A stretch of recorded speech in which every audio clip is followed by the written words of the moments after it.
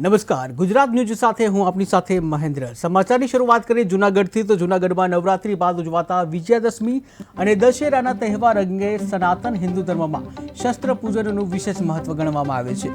ત્યારે વિજયાદશમી એ દિવસ એવા કારણે મહત્વપૂર્ણ છે જ્યાં ભગવાન શ્રી રામે અસુરો અને રાક્ષસોનો નાશ કરી વિજય પ્રાપ્ત કર્યો. આ તહેવાર 9 દિવસના નોરતા પછી ઉજવવામાં આવે છે અને દશેરાના દિવસે શસ્ત્રનું પૂજન અર્ચન કરવામાં આવે છે. આ પ્રસંગે આપણા સંતો શું કહે છે અને શાસ્ત્રોમાં જે શસ્ત્ર પૂજનનું શું મહત્વ છે, આવો સાંભળીએ.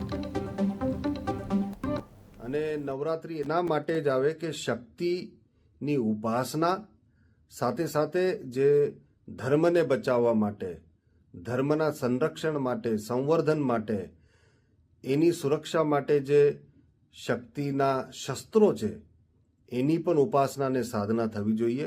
આ બધું આપણે ભૂલી ગયા છીએ.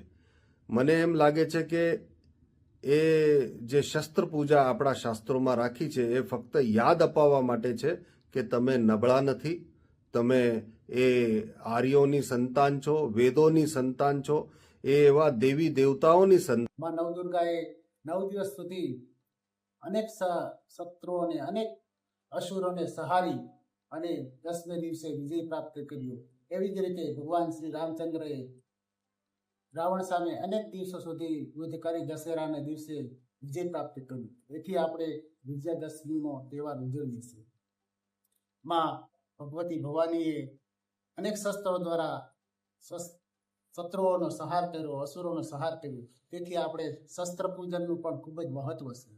તો આવતી 2 તારીખે આપણે આપણા ઘરે જ શસ્ત્રનું પૂજન કરીએ. અનેક જે આ સાધનો છે એ હોવું જોઈએ, કારણ કે હવે શસ્ત્ર અને શાસ્ત્રને પકડવાનો સમય આવી ગયા છે. આપણે બધા શસ્ત્ર અને શાસ્ત્રને મૂકી દીધા છીએ, એટલે વિધર્મીઓ અન્ય બીજા કોઈએ આપણા ઉપર આવીને ત્રાસ કરે છે. હું બધા માતાઓને, આપણા બહેનો દીકરીઓને પણ પ્રાર્થના કરું છું કે તમે તમારા પર્સમાં પણ કંઈક ને કંઈક શસ્ત્ર રાખો અને એક શાસ્ત્રને પણ તમારા પર્સની અંદર રાખો, અગર આપણી સલામતી જોતી હોય તો. તો એવા વિજયાદશમીને દિવસ સમૂહમાં, જ્યાં અમારા વિશ્વ હિન્દુ પરિષદના, બજરંગ દળના અને RSSના જ્યારે અમારા સનાતનીઓ સૈનિકો હોય સમૂહ પૂજન કરતા હોય, ત્યારે આપણે સૌ સહપરિવાર સાથે જોડાઈએ.